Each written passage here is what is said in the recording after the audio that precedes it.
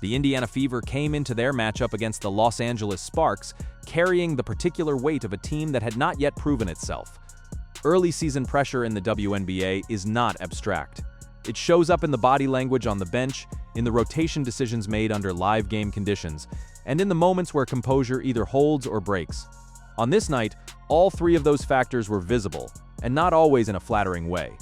What unfolded over 40 minutes was not a clean performance from either side, but Indiana found enough to secure the win. The path to that outcome, however, revealed structural problems that a box score alone does not capture. From the opening tip, both teams moved with urgency.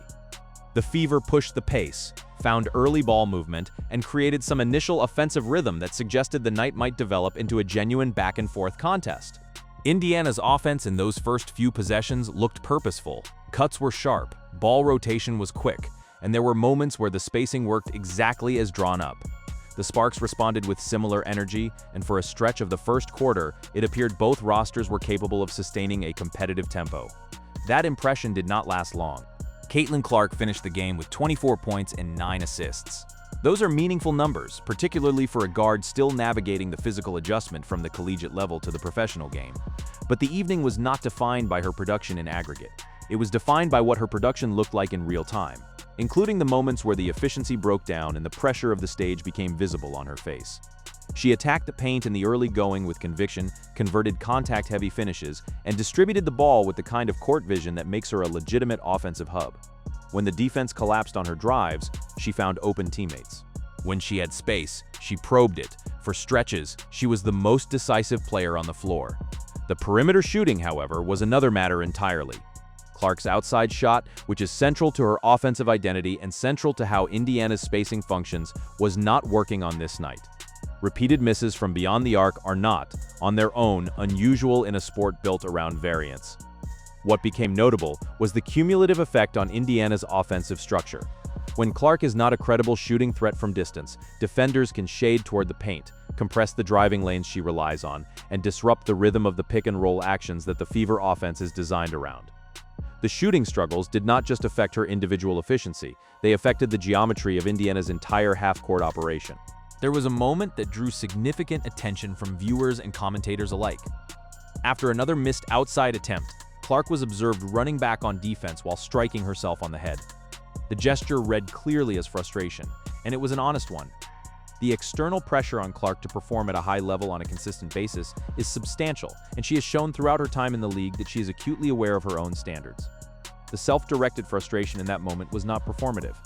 It reflected the gap between where her shooting was and where she expects it to be. That internal pressure reached a visible peak just before halftime. Following a whistle for an offensive foul, a call she disputed with immediate intensity, Clark confronted the referee directly, stepping toward him and registering her disagreement in terms that earned a technical foul. The sequence was brief, but it stopped play, shifted the momentum of the moment, and handed Los Angeles 2 free points. Technical fouls in close games are not cost-free. They add points to the opposing score. They disrupt a team's rhythm, and they place additional pressure on the remaining possessions. The call itself was debatable. Offensive foul judgments involving arm extension are among the more contested in the game, but the response to it created a separate and concrete problem. The reaction from the bench and sideline was immediate. The coaching staff had to manage the fallout in real time, and the team needed to recenter heading into the locker room. Whether Clark's confrontation of the official reflects a competitive disposition that ultimately serves the team, or whether it represents an impulse control issue that will cost Indiana in tighter games, is a question the franchise will have to navigate over the course of the season. Both things can be true simultaneously. The fire is real and the fire creates liability. Separately, and worth addressing at length, were the questions raised in the game's aftermath about Indiana's offensive scheme. A recurring point of criticism from those who watched the game closely, including a segment of the team's own fan base, centered on the Fever's use of the pick and roll. The pick and roll is among the most fundamental and effective actions in basketball, particularly when the primary ball handler is a guard with Clark's speed and passing ability. When run correctly, it creates 2-on-1 advantages that defenses cannot consistently solve without making a structural concession somewhere on the floor. The Sparks' defensive scheme showed some clear vulnerabilities to this action, and those vulnerabilities were not exploited with the regularity that the personnel would seem to support. The criticism is not that Indiana never ran the pick and roll. They did. It is that the frequency and the personnel configurations did not appear to be calibrated to what was working against the specific defensive scheme Los Angeles was running. Coaching decisions in real time are made with information that outside observers do not fully possess. Defensive tendencies, player fatigue, foul trouble, matchup concerns, and that context matters. But the pattern was visible enough and repeated enough that it generated legitimate questions about whether the offensive system is being fully leveraged. This connects directly to the issue of Aaliyah Boston's performance, which was the most significant individual story of the game beyond Clark's own oscillations. Boston, Indiana's center and one of their key interior pieces, was effectively neutralized throughout the contest. She registered no points until late in the fourth quarter, and she fouled out before the game reached its conclusion. A starter finishing with 4 points and a disqualification is not simply a bad game in isolation. In the context of what Indiana needs from its front court, it represented a significant and concrete failure of production. The reasons for Boston's struggles were multiple. The Sparks' physical interior defense disrupted her positioning and her ability to operate in her preferred spots. She was not getting the ball in situations where she could be effective, which is partly a function of how the offense was being run.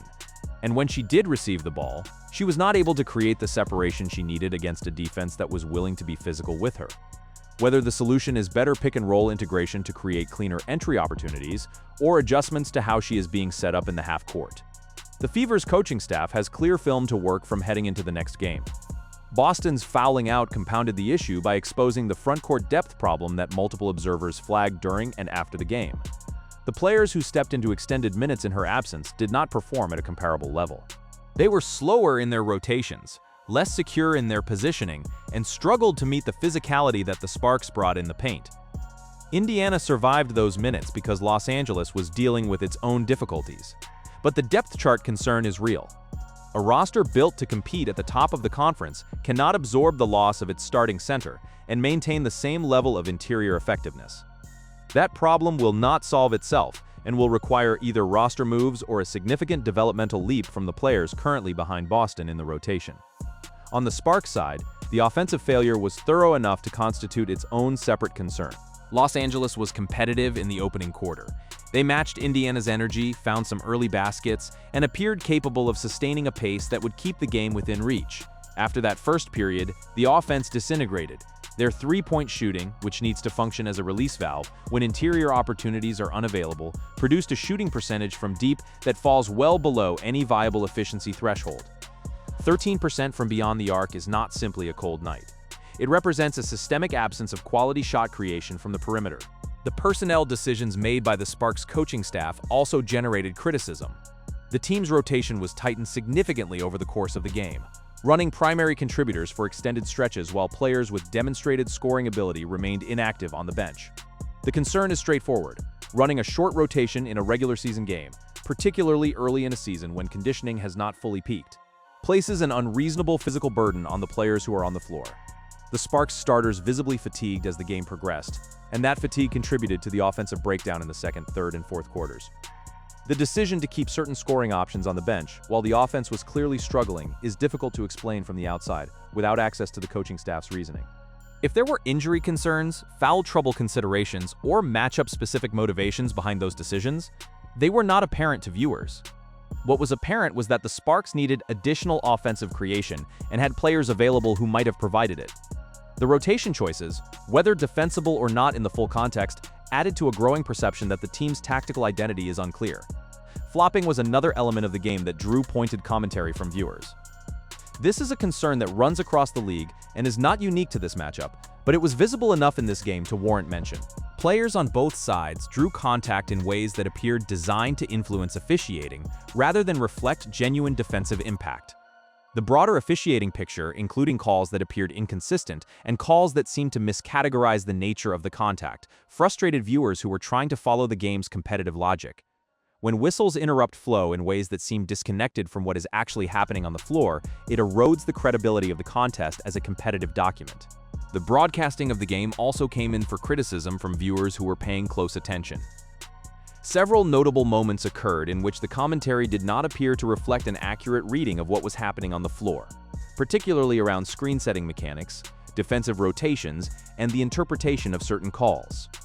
Broadcast quality matters in a league that is actively expanding its audience. Viewers who are new to professional women's basketball rely on commentary to help them understand what they are seeing.